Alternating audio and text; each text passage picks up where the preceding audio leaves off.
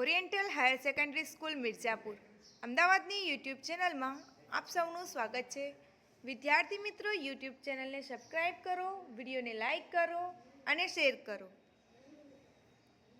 તો આજે આપણે ધોરણ 11ની અંદર વિષય ગુજરાતીમાં કાવ્ય તેર પરાજયની જીત, જેના કવિ છે પ્રહલાદ પારેખ, જેનો સાહિત્ય પ્રકાર છે ખંડકાવ્ય.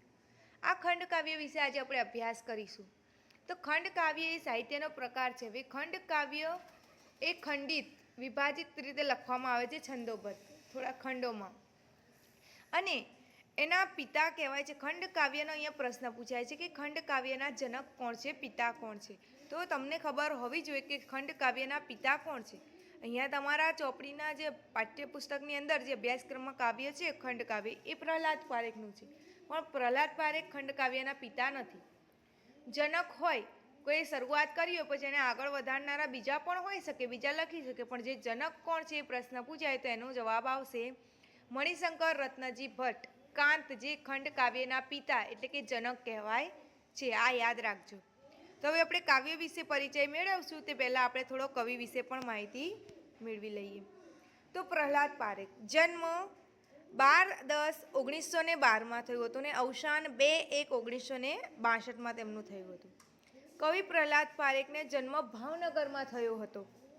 તેઓના ઘડતરમાં ભાવનગરની દક્ષિણામૂર્તિ સંસ્થાનો મુખ્ય ફાળો રહ્યો છે. દક્ષિણામૂર્તિ જે આપણે અગાઉ ભણ્યા, તે દક્ષિણામૂર્તિની વાત કરી હતી આપણે. ઉત્તર કુમારો જે પેલા તોફાન દિનની ઉજવણી માટે આવ્યા હતા, નાના ભાઈ વિશે જે પ્રસંગદીપમાં ભણ્યા ને આપણે, એ જ સંસ્થાની વાત છે. શ્રી નાનાભાઈ ભટ્ટ તેમજ શ્રી હરિભાઈ ત્રિવેદી જેવા શિક્ષણવિદો પાસે તેઓ સંસ્કાર ઘડતર પામેલા. એટલે કે ગુજરાતી કાવ્ય સાહિત્યમાં 1940 પછી એમના બારી બહાર કાવ્ય સંગ્રહ, એમનો ખૂબ પ્રખ્યાત કાવ્ય સંગ્રહ છે બારી બહાર, સૌંદર્યાભિમુખ કાવ્ય દ્વારા શરૂ થઈ. અને બારી બહાર સંગ્રહની બીજી આવૃત્તિ એટલે કે બીજું એમનું પુસ્તક એમના સરવાણી કાવ્ય સંગ્રહના કાવ્યો સમાવી લેવાયા છે. એટલે કે જે સરવાણી કાવ્ય સંગ્રહ છે એના કાવ્યો પણ આ બારી બહારની અંદર સમાવી લેવામાં આવ્યા હતા. પ્રકૃતિ અને માનવ પ્રેમના ગીતો તેમજ છંદોબદ્ધ કાવ્યો ઇન્દ્રિયગ્રાહ્ય અભિવ્યક્તિ તેમજ નિરાળી લય સમૃદ્ધિ વિશે ધ્યાનપાત્ર બન્યા છે. ઉમાશંકર જોશીની પ્રસ્તાવનાનો લાભ આ સંગ્રહને મળ્યો છે. ઉમાશંકર જોશી પાસેથી એમણે ઘણી બધી પ્રેરણા લીધી છે. આ સંગ્રહ માટે એમનો પણ ઉપયોગ એમણે કર્યો છે. રાજકુમારની શોધમાં તેમજ કરુણાનો સ્વયંવર જેવી દીર્ઘ બાળ વાર્તાઓ પણ તેમણે આપી છે. એટલે કે આવી વાર્તાઓ, બાળ વાર્તાઓ પણ એમણે આપી છે. રાજકુમાર, આ પ્રશ્ન પૂછાય કે રાજકુમાર શોધમાં કરુણાનો સ્વયંવર એ કોની વાર્તાઓ છે, બાળ વાર્તાઓ છે? તો આપણે પ્રહલાદ પારેખને એવું લખવું પડે. તો આ પ્રસ્તુત જે ખંડકાવ્ય છે એમાં કવિ પ્રહલાદ પારેખે આપણને કલિંગના યુદ્ધ વિશેની વાત કરી છે. જે કલિંગ નગરીની અંદર જે યુદ્ધ થાય છે એના વિશે વાત કરી છે. તો મગધનો રાજવી છે અશોકે એ કલિંગ પર આક્રમણ કરે છે. એ પ્રસંગને અહીંયા નિરૂપવામાં આવ્યો છે. હવે થોડું આપણે સમ્રાટ અશોક વિશે જોઈએ કે મૌર્ય સામ્રાજ્યના શાસક હતા કે છે, અને ભારતીય મહાદ્વીપ પર તેમણે શાસન કર્યું. પૂરું નામ તેમનું છે અશોક બિંદુસાર મૌર્ય છે. સમ્રાટ અશોકનું પૂરું નામ છે અશોક બિંદુસાર મૌર્ય. તેમનું જન્મસ્થાન છે પાટલીપુત્ર, અને પિતાનું નામ છે રાજા બિંદુસાર. અને મૌર્ય સામ્રાજ્યના સ્થાપક ચંદ્રગુપ્ત મૌર્ય છે, એમના પૌત્ર છે. સમ્રાટ અશોક જે છે એ ચંદ્રગુપ્ત મૌર્યના પૌત્ર છે. એટલે કે ચંદ્રગુપ્ત મૌર્ય એમના દાદા છે સમ્રાટ અશોકના. સમ્રાટ અશોકે પોતાના રાજ્યાભિષેકના 8મા વર્ષે જે રાજ્યાભિષેક કરવામાં આવે, રાજા તરીકે નિમવામાં આવે, એને રાજ્યાભિષેક કહેવાય છે. તે એમનો 8 વર્ષ થયા, એ 8મા વર્ષે એમણે કલિંગ પર આક્રમણ કર્યું. હવે એ આક્રમણની જે ઘટના છે, કલિંગ પર જેમણે વિજય મેળવ્યો, પોતાનું સામ્રાજ્ય વધારવા માટે યુદ્ધ કર્યું, એની વાત અહીંયા કરવામાં આવી છે. કવિ ભયંકર માનવ સંહાર કરી વિજય મેળવેલી જે વાત છે એવી કવિ અહીંયા પ્રગટ કરી છે. સમ્રાટ અશોકે કલિંગ નગરી પરનો પોતાનો વિજય પ્રત્યક્ષ જોવા જાય છે. આમાં શું છે કાવ્યની અંદર કે પ્રત્યક્ષ એટલે કે પોતાની આંખોથી પોતે જાતે જાય છે જોવા માટે કે જે મેં વિજય મેળવ્યો છે. આખી નગરીને સ્મશાનમાં ફેરવાઈ ગયેલી તેમણે પ્રત્યક્ષ નિહાળી એટલે કે જોઈ. પ્રત્યક્ષ એટલે કે પોતે જાતે પોતાની આંખોથી જોઈ. હવે અહીંયા કહેવાય છે કે જ્યારે યુદ્ધ માટે મોકલે છે લડવા માટે પોતાના સૈનિકોને, તો યુદ્ધ જીતીને આવે છે એના સમાચારની રાહ જોતા હોય છે. તો જ્યારે કહે છે આવીને કે આપણે યુદ્ધ જીતી ગયા છે પણ કલિંગનો દરવાજો હજુ ખુલ્યો નથી, તો સમ્રાટ અશોક કહે છે કે હું આવીશ સાથે, હું પોતે એ દરવાજાને ખોલીશ અને આપણે કલિંગમાં રાજ કરીશું.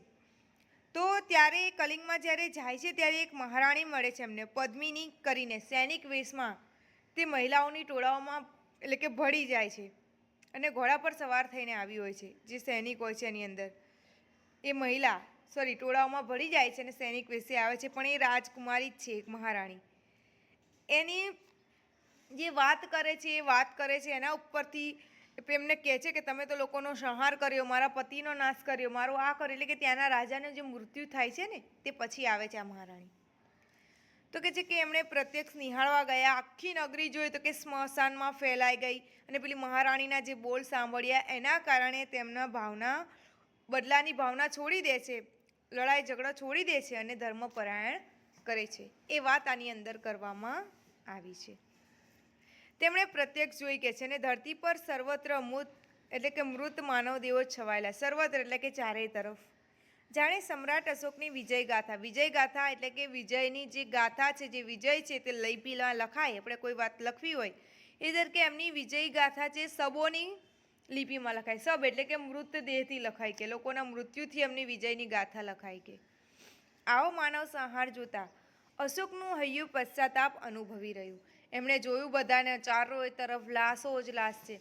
અને ત્યાર પછી પેલી મહારાણીના બોલ સાંભળે કે કોઈની ચીસો સંભળાય સ્વજનોની, કે મારા પતિ, કોઈનો ભાઈ, કોઈની બહેન, કોઈ સ્વજન જે મૃત્યુ પામ્યા છે એમની ચીસો ચારે બાજુ સંભળાતી હતી. તો એ કહે છે કે માનવ સંહાર, મેં તો માનવીનો જ નાશ કરી નાખ્યો. એ જોઈ એને પશ્ચાતાપ એટલે કે એને ખૂબ જ દુઃખ થાય છે.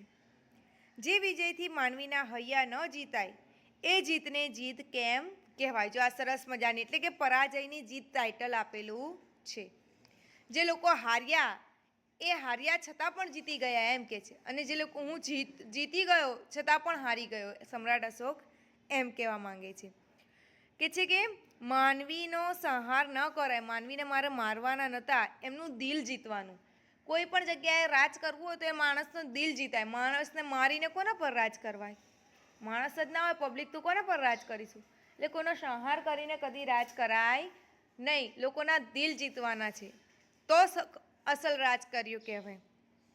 તલવારની ધારથી મેળવેલ વિજયની હારમાં અશોકને પોતાની હાર એટલે કે પરાજયની પ્રતીતિ થાય છે. એટલે કહે છે કે પરાજયની જીત, પોતે હારી ગયો છે. કહે છે કે હું પોતે હારી ગયો, કે જીત્યા હોવા છતાં પણ.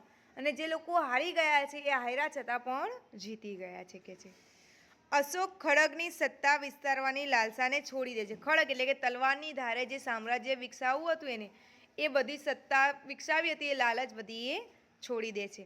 અને હિંસાનો ત્યાગ કરી એટલે કે મારામારી છોડી દે છે, યુદ્ધ, અને અહિંસાનો માર્ગ સ્વીકારે છે એટલે કે ધર્મપરાયણ કરે છે.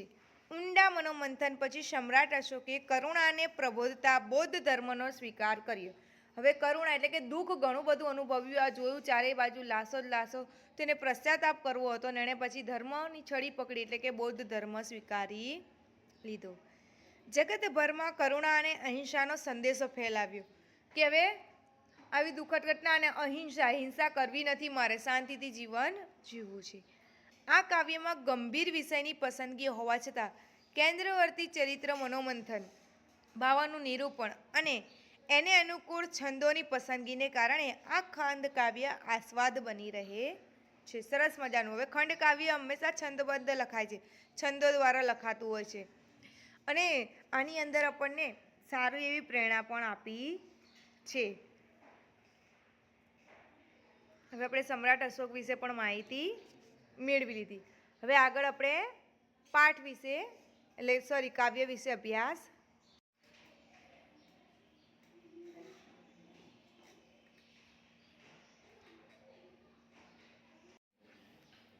તો કાવ્યની શરૂઆત અહીંથી થાય છે કે થતું ખતમ યુદ્ધ ને સકલ સોર તેનો સમ્યો, કલિંગ પડ્યું અશોક નૃપ પામ્યો જે જય, ભયંકર હતી લડાઈ સૌ નાદ શસ્ત્ર તણા, ભયાનક હતા કૃતાંત કરતો તહીં તાંડવ, બધાય મધુરા સ્વરો જીવનના ગયા ત્યાં ડૂબી.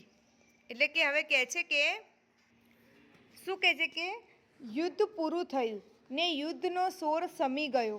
તો કે સોર એટલે કે અવાજ અને સકલ એટલે કે તમામ બધો જ અવાજ શાંત પડી ગયો.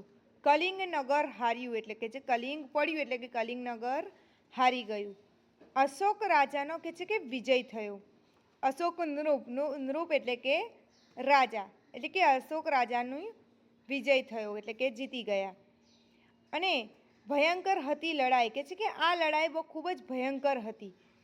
તે સમયે એટલે કે તે વખતે સૌ નાદ શાસ્ત્રો ત્રણા એટલે કે શાસ્ત્રોના તમામ અવાજો ભયાનક હતા. જે લડાઈ થતી હતી યુદ્ધના જે અવાજો હતા ભયાનક હતા.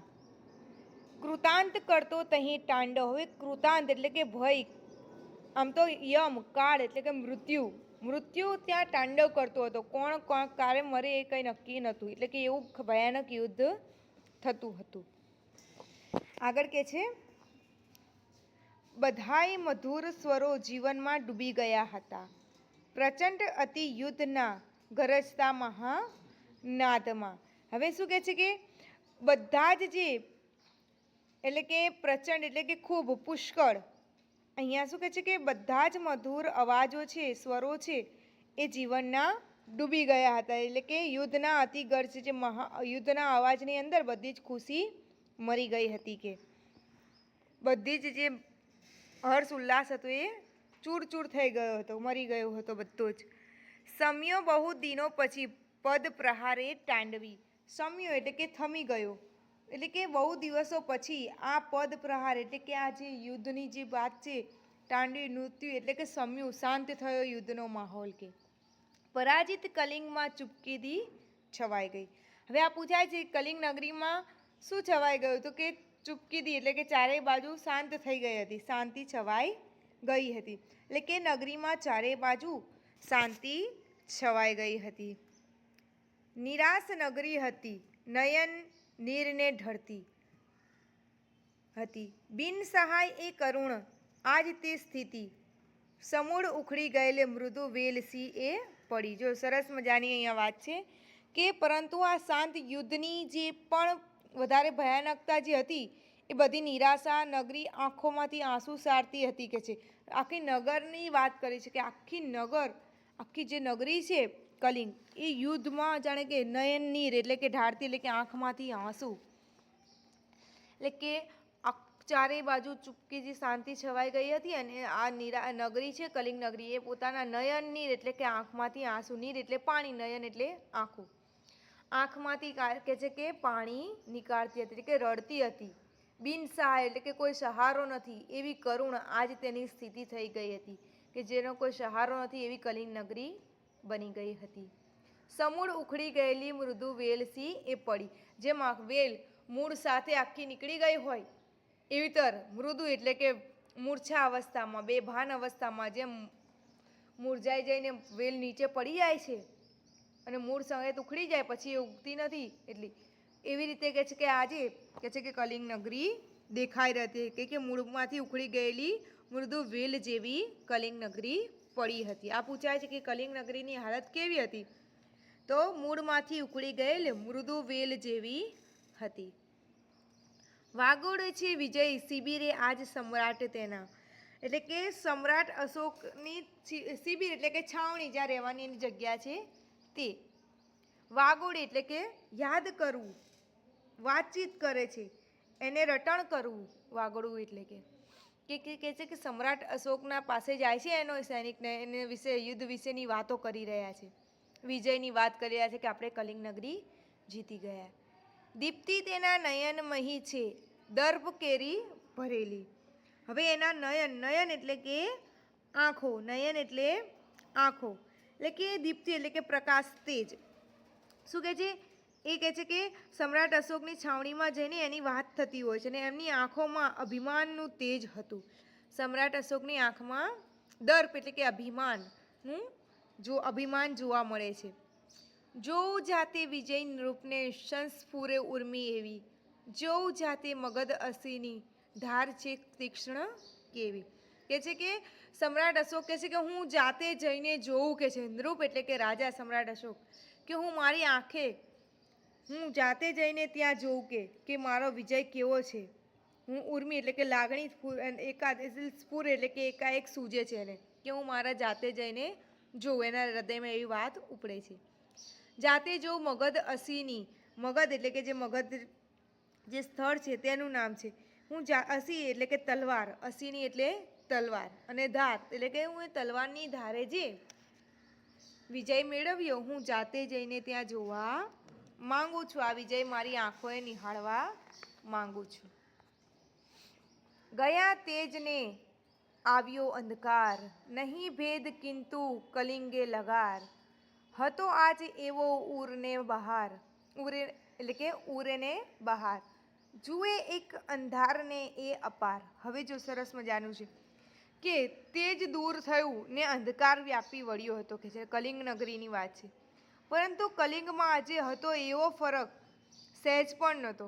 જે પહેલાં જેવી હતી એવી જ ફરક શું હતું, જો હૃદયમાં અને એની બહાર એક જ પુષ્કળ અંધકારને જુએ છે. હવે એ જાય છે તો ત્યાં શું હાલત જુએ છે, તો જાય છે ખુશી ખુશીથી, એનો વિજય થયો તો અજવાળું હોવું જોઈએ, પણ ત્યાં અંધકાર છવાઈ ગયેલી નગરી જુએ છે. નિહાળવાને નીજ એટલે પોતે, નિહાળવાને નીજ જીત જાતે, અંધારમાં એ નગરી સ્મશાને, રાજા પ્રવેશી કરવા પ્રકાશ, મસાલચીઓ લઈ કંઈક સાથ. પોતાની જીત જોવા રાજા અંધારામાં, જે અંધારી નગરી છે ત્યાં જાય છે રાજા. સ્મશાનસી નગરી એટલે કે સ્મશાન જે બની ગયું હોય, લાશો લાશ જે બાળવાનું સ્થળ છે સ્મશાન, એવી નગરી આખી હતી. એ નગરીમાં રાજા પોતાના મસાલચી એટલે કે મસાલ હાથમાં લઈ, જે માણસ છે એમના લઈને જાય છે.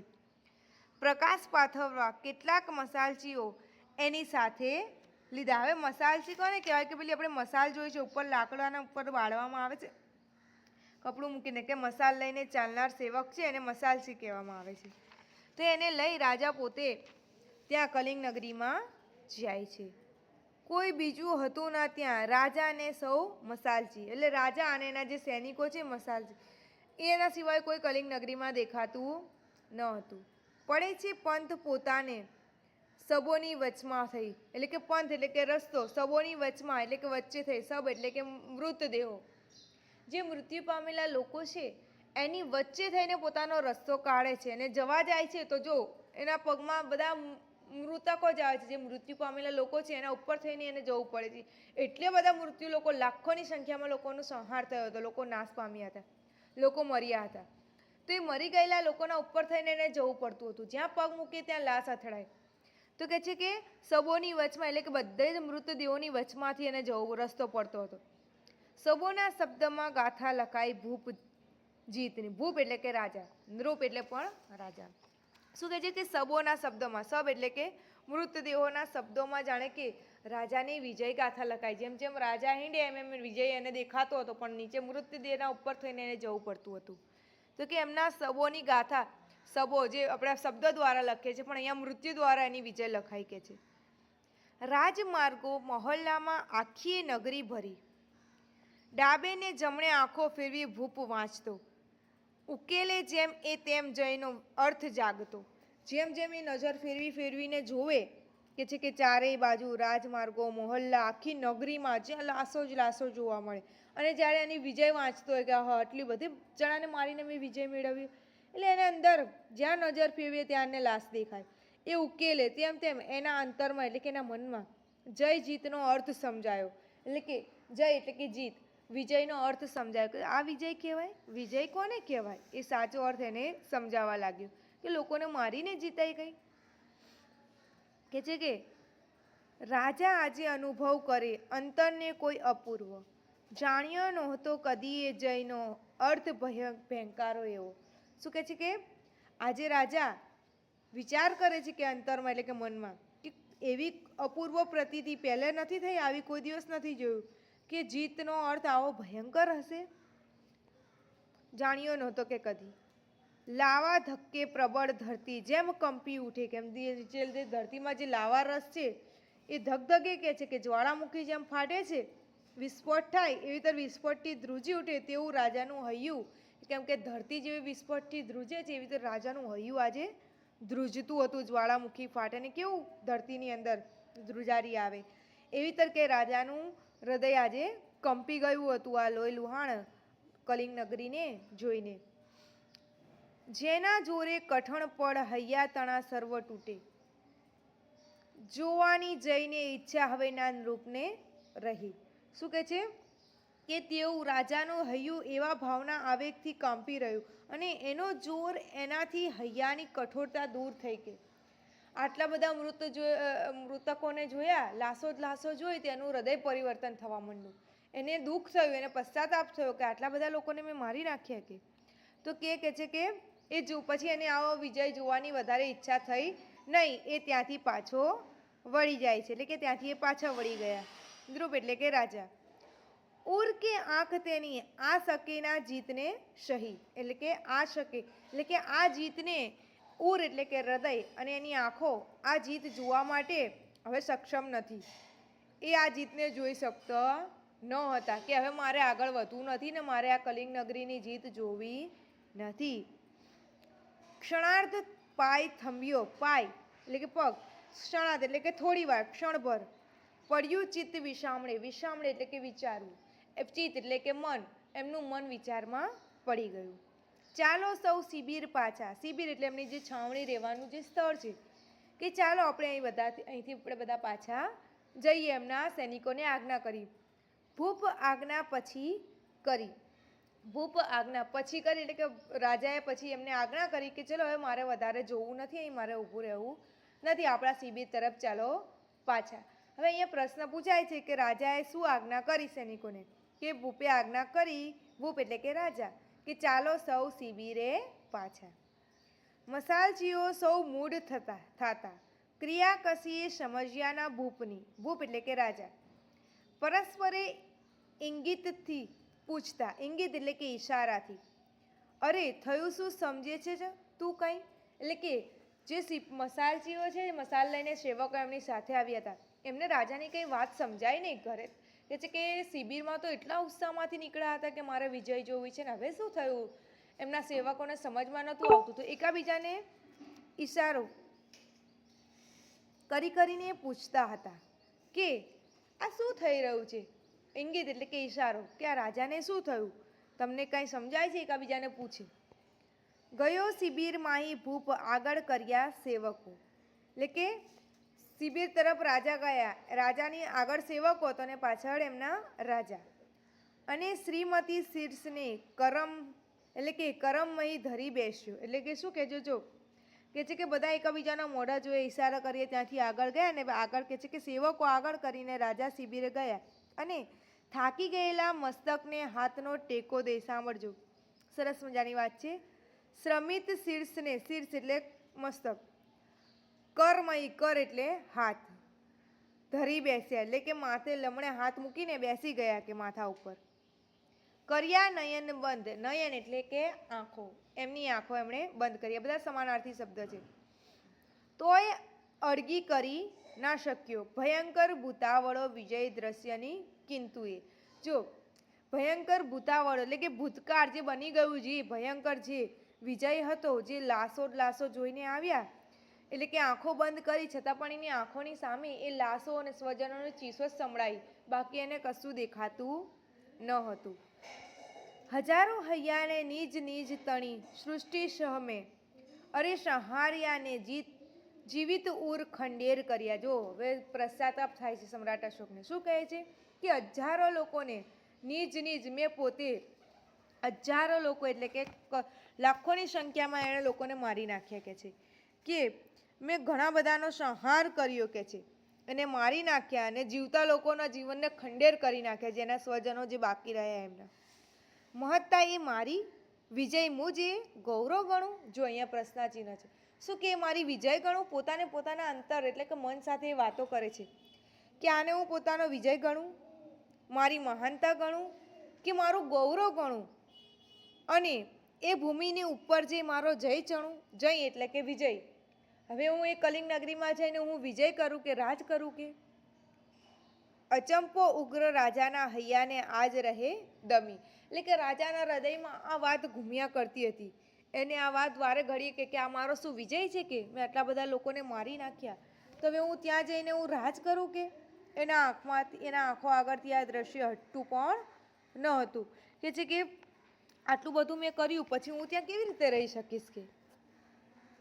ભારે એ અંતરે આજે જય ના શકે ખમી, એટલે કે એના હૃદયમાં આજે આ દુઃખ એ સહન કરી શકતો ન હતો. ઘડી ઉઠે ઘડી બેસે, ફરે છે શિબિરે ઘડી, એટલે એ રાજાને ઘડીક વાર પણ સુકૂન નહોતું મળતું, આરામ ના મળે, ચેન ન પડે. ઘડીક ઉઠે ઘડીક ફરે, આમ તેમ કરે, પણ છતાં પણ એની સામે જે પેલું દ્રશ્ય જોયું ભયાનક યુદ્ધનું, જે કલિંગ નગરી જોઈ સ્મશાન બની ગયેલી, એની આંખો સામેથી હટતું નહોતું. એ દુઃખ એ સમજો કે પશ્ચાતાપ કરવા માંગતો હતો કે આવી રીતે હું ના જીવી શકું, કે આવી રીતે હું અહીંયા રાજ કરી શકું નહીં. એનો જ જય આવ્યો છે આજ એના પર ચડી. જો સરસ મજાની વાત છે કે એનો જ વિજય આજે એના ઉપર જ ચડી બેઠ્યો છે, કે એની જ જીત હવે એને હાર લાગવા મંડી છે કહેવાય છે. કે છે કે જે જીતે નવ જીત્યા મનુજના હૈયા, નહીં જીત એ જે જીતે રચ્યા માણસ નવ, એ સાચી કદી જીત છે. જે જીતે નવલું કશું ન સર્જ્યું એને કહું જીતશે. જો અહીંયા ઉદ્ગાર છે કે શું એને જીત કહેવાય એમ? જેથી માનવ માનવી મટી જતો છે, જીત કે હાર એ. જો સરસ મજાનું છે કે જે જીતથી મનુષ્યના કે છે કે જે જીત નવ જીત્યા મનુજના, મનુજ એટલે કે મનુષ્ય, તળપદો શબ્દ પણ છે અને સામે સમાનાર્થી પણ છે. મનુજ એટલે કે મનુષ્ય, એટલે કે જે જીતથી મનુષ્યના હૈયા ના જીતાય કે છે, એટલે કે હૃદય, લોકોના દિલ જીતવાના હોય છે, કે જે જીતથી કે મનુષ્યનો દિલ ન જીતાય કે. જે જીત રચ્યા માણસ સ્મશાન, એટલે કે છે કે જે જીતથી મેં સ્મશાન સર્જ્યું કે છે. નવ એ સાચી કદી જીત, એટલે કે એ જીત સાચી નથી. સાચી જીત તો એ છે કે મનુષ્યનું હૃદય એટલે કે એનું દિલ જીતવાનું છે, ના કે એને મારીને એનો સંહાર કરીને કોઈ વિજય મેળવવાનો છે. જે જીતે નવલું કશું ન સર્જ્યું, આ જીતમાં કંઈ નવીનતા નથી કે કંઈ નવું નહોતું કે. એને જીત સી રીતે કહું કે જો એને કહું સી જીતશે, એટલે કે હું એને મારી જીત ગણું કે આમાં કાંઈ નવું નથી, ઉપરથી લોકોનો નાશ થયો કે. જેથી માનવ માનવી મટી જતો છે, જીત કે હારે. જેથી માનવ મટી જાય, કે હું પોતે માનવ થઈને બીજાને માનવને મારી નાખું, હું માનવી માનવ થઉં તો સારું. આ સરસ મજાની એક પંક્તિ છે. તો કે હું પોતે જ માનવ ના રહ્યો, એક હિંસક બની ગયો, તો શું આ મારી જીત ગણું કે આ મારી હાર છે કે? ઉચ્ચારે મને રાજનું, આ મનમાં એના વિચાર આવે છે, રાજશાક સમ્રાટ અશોકના મનમાં વિચાર આવે છે. ઉચ્ચારે મન રાજનું, હાર એ હાર છે નક્કી, તો કે ખરેખર આ મારી હાર છે. રાજા મનમાં વિચારે છે કે આ હું જીત્યો નથી, મારી હાર થઈ છે. હું માણસથી હારી ગયો એવું લાગે છે. હું મારે માણસોના જે દિલ જીતવાના હતા એ હું ન કરી શક્યો, પરંતુ મેં તલવારની ધારે જે જીત મેળવી એ જીત છે નહીં. હવે જો કદી ખડકની ધાર જીત ના સમજી શકે. ખડકની ધાર, ખડક એટલે કે તલવાર, એટલે કે તલવારની ધારે કદી જીતવાતું નથી, એટલે કે તલવારની ધારે જીતેલી જીત કહેવાય નહીં. લોકોને આપણે ડરાવી ધમકાવીને તો ઘણું બધું કરી શકીએ કે છે. જીતવું હોય તો લોકોના દિલ જીતીએ, તો દિલ જીત્યા પછી આપણે આખી જિંદગી એના ઉપર રાજ કરી શકીએ છીએ કે. તલવારની ધારે તો લોકો આપણી સામે સલામી કરશે, બધું કરશે કે, પણ એ માણસના દિલ જીતવાના છે કે. નથી વિસ્તારવી સત્તા ખડકની જીત ના ચાહું, કે હવે હું આવી સત્તા વિકસાવવા માંગતો નથી જે મેં તલવારની ધારે, ખડક એટલે કે તલવાર, ધ્યાન રાખજો, તલવારની ધારે જે જીત મેળવી એવી સત્તા ભોગવવા હું માંગતો નથી. મારે માનવી કેરા હૈયાને અપનાવવું, મારે તો માનવીનું હૃદય અપનાવવું છે, કે એમના દિલ જીતવા છે કે. હૈયાની શક્તિથી કોઈ અન્ય શક્તિ નથી વળી, એટલે કે જે હૃદયની જે શક્તિ છે, મન જીતવાની જે શક્તિ છે, લોકોના દિલ જીતી, એનાથી મોટી તાકાત, એનાથી મોટી શક્તિ કોઈ નથી. દિલ જીતવું એ સૌથી મોટી વાત છે કે તલવારની ધારે તો કોઈ પણ લડી જીતી શકે, પણ દિલ કોઈનું જીતવું એ સૌથી મોટી વાત છે.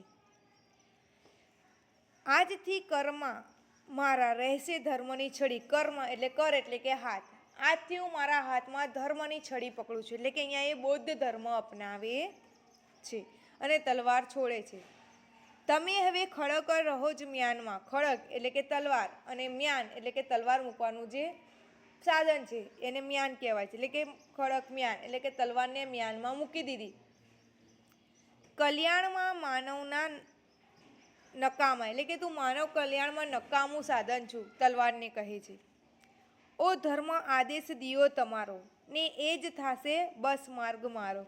કે હવે બધી બાજુ આ ધર્મનો આદેશ ફેલાવી દો કે હવે હું આ બૌદ્ધ ધર્મ અપનાવીશ ને આ જ માર્ગે ચાલીશ. કે પૂર્વમાં તેજ કેરી ત્યાં દેખાય નવ મંજરી. શું કહે છે? હવે હું નવા રસ્તે ચાલીશ અને હું આવી પ્રાયશ્ચિત કરવા માંગુ છું. તલવારને મ્યાનમાં કરી દીધી કે પૂર્વમાં તેજની નવી કૂંપણ દેખાય છે. જેમ નવી રીતે જેમ નવ મંજરી ફૂટે વૃક્ષની અંદર એમ હવે મારું નવું જીવન સમજ્યું. કે છે કે રાયના અંતરે શ્રદ્ધા. હવે રાય એટલે પણ રાજા. નૃપ, રાય, ભૂપ બધા રાજાના પર્યાય છે. કે રાયના અંતરે શ્રદ્ધા એટલે કે રાજાના અંતરમાં એટલે કે મનમાં શ્રદ્ધા જાગી. નવા લય તેજ સંચરી એટલે કે નવા તેજ એટલે કે નવ જાગૃતિ, નવી પ્રેરણા, નવા વિચારો સાથે લઈને તે આગળ સંસારમાં આગળ વધ્યા. એટલે કે નવા વિચારો સાથે એમણે બૌદ્ધ ધર્મ અપનાવ્યો અને શાંતિ હિંસા છોડી અહિંસાનો ધર્મ અપનાવ્યો. અહિંસા તરફ તેઓ આગળ વધ્યા. આ બારી બહાર કાવ્ય સંગ્રહમાંથી લેવામાં આવ્યું છે. હવે સમ્રાટ અશોકે કયા રાજ્ય પર વિજય મેળવ્યો? પ્રશ્ન પૂછાય તો સમ્રાટ અશોકે કલિંગ રાજ્ય પર વિજય મેળવ્યો. આખો પાઠ કાવ્ય કલિંગ નગરી પર જ છે અને ક્યાં વિજય મેળવ્યો હતો? કે કલિંગ નગરી પર વિજય મેળવ્યો હતો. સમૂળ ઉખડી ગયેલી મૃદુ વેલસી એ પડી. આ પંક્તિ કોનો નિર્દેશ કરે છે? તો કહેવાય છે કે આ પંક્તિ યુદ્ધમાં હારેલી કલિંગ નગરીનો નિર્દેશ કરે છે. વિજય પછી અશોકના મનમાં શો વિચાર સ્ફુરે છે? તો વિજય પછી શું વિચાર આવે છે? તો અશોકના મનમાં વિજય પછી તલવારની તીક્ષ્ણ ધારે કેવી જીત અપાય એ જોવાનો વિચાર એના મનમાં સ્ફુરે છે. નૃપ સૈનિકોને શી આજ્ઞા કરી? એટલે કે રાજાએ શું, હમણાં આપણે વાત કરી, શું આજ્ઞા કરે છે? કે છે કે ચાલો શિબિર તરફ પાછા, કે છે ને શિબિરમાં પાછા વળવાની આજ્ઞા કરી. ખડક મ્યાન કરીને સમ્રાટે હાથમાં શું ધારણ કર્યું? આપણે હમણાં જ કીધું કે ધર્મપરાયણ કરે છે ને ખડકને એટલે કે તલવારને મૂકે છે મ્યાનમાં અને શું ધારણ કરે છે? હાથમાં ધર્મની છડી ધારણ કરે છે. અને કયો ધર્મ અપનાવે છે? તો કે બૌદ્ધ ધર્મ અપનાવે છે. સમ્રાટ અશોક પોતાની જીતને જીત શા માટે ગણતા નથી? આપણે વાત કરી કે છે કે તલવારની ધારે જીતેલી જીતને જીત માનતા નથી. આપણે હમણાં પણ કીધું હતું કે પોતાની જીતને જીત શા માટે માનતા નથી? આ પ્રશ્ન વારે ઘડીએ પૂછાય છે. તો કે સમ્રાટ અશોકે યુદ્ધમાં જીત મેળવીને કલિંગ નગરીને કે છે કે સ્મશાનમાં ફેરવી નાખી હતી. અને કલિંગ નગરીના સમગ્ર ધરતી પર જોઈએ તો મૃતદેહો જ દેખાતા હતા, એટલે કે લાશો જ લાશો. અને એ શબ્દોમાં જાણે એની વિજયની ગાથા લખાઈ હતી. એણે અનેક માનવોનો સંહાર કર્યો એટલે કે નાશ કર્યો, એમના જીવન ઉજાડી નાખ્યા કે છે. અને એના વિજયનું આ દ્રશ્ય એને ભેંકારતું હતું. વારે ઘડી એની ચીસો લોકોની સંભળાય. આ બિહામણું એટલે કે ડરામણું દ્રશ્ય જોઈ પછી મનોમન અંતર એટલે એના સમ્રાટ અશોકને સમજાયું કે આ જીત મનુષ્યના હૈયા નથી જીતી, એટલે કે આ તલવારની ધારે જીતી છે. મારે શું જીતવાનું હતું? લોકોના દિલ જીતવાના હતા. માટે તે આ જીતને પોતાની જીત ગણતો નથી. કાવ્યાંતે અશોકને કઈ ઉદાત્ત ભાવના રજૂ થઈ છે? આ કાવ્યની અંદર આપણે પ્રેરણા અને ઉદાત્ત ભાવના છે. તો કઈ ઉદાત્ત ભાવના રજૂ થઈ છે કાવ્યના અંતે? તો જે ધર્મપરાયણ કર્યું ને એ ઉદાત્ત ભાવના આપણે એની અંદર અહીંયા સમજાવવાની છે. કે એણે શો સંદેશો આપ્યો તો કે અશોક યુદ્ધે મળતી જીતને સાચી જીત માનતા નથી કે તલવારની ધારે જ લીધી. માટે તે પ્રાયશ્ચિત કરવા માંગે છે અને હિંસાનો માર્ગ છોડી અહિંસા અને કરુણાનો માર્ગ અપનાવે છે. અને ધર્મની છડી હાથમાં લે છે, એટલે કે ધર્મ પરાયણ કરે છે, પ્રાયશ્ચિત કરવા માટે કે છે કે હું માનવી માનવ થઉં તો ઘણું એવી રીતે અપનાવી અને બૌદ્ધ ધર્મ અપનાવે છે એવી રીતે એની ઉદાત્ત ભાવના અહીંયા રજૂ કરવાની. પરાજયની જીત શીર્ષકની યથાર્થતા ચર્ચા, એટલે કે એ શીર્ષક યોગ્ય છે એ તમારે સવિસ્તારની અંદર પણ પૂછાય. તમારે યોગ્યતા આપવાની છે કે જીત ખરેખર પરાજયની જીત થઈ છે, જે હારી ગયેલી નગરી જીતી ખરેખર સાચી વાત છે, અને જીત્યા છતાં પણ સમ્રાટ અશોક હારી ગયો એ સાચી વાત છે. એ અર્થમાં તમારે આને લખવાનો રહેશે. મુદ્દાસરની અંદર કલિંગ નગરીની ઉદાસીનતા તમારે બતાવવાની. આખું કલિંગ નગરી પર જે યુદ્ધ થયું, રાજા જોવા ગયો, કેવી પડી હતી મૃદુ વેલ જેવી, એ બધું જ તમારે આની અંદર લખવાનું. સમ્રાટ અશોકનું પાત્ર લેખન, એટલે કે સમ્રાટ અશોક વિશે આપણે આગળ જે માહિતી મેળવી અને જે કલિંગ વિશે એણે જે કર્યું, યુદ્ધ લડ્યું, પછી એણે જે ધર્મ પરાયણ કર્યું, એ બધું સમ્રાટ અશોકના પાત્ર લેખનમાં શરૂઆતથી અંત સુધીનું તમારે લખવાનું. યુદ્ધથી સામ્રાજ્યની જીત એટલે કે જીતી શકાય છે, હૃદય નહીં કાવ્યને આધારે સમજાવો. હવે આપણે કીધું ને કે માનવીનું દિલ જીતાય, તલવારની ધારે જીત નથી માનતો, એના આધારે તમારે આ લખવાનું છે. આપણે આખું કાવ્ય સમજી ગયા છે એટલે ફરીથી મારે બધું કહેવાની જરૂર નથી.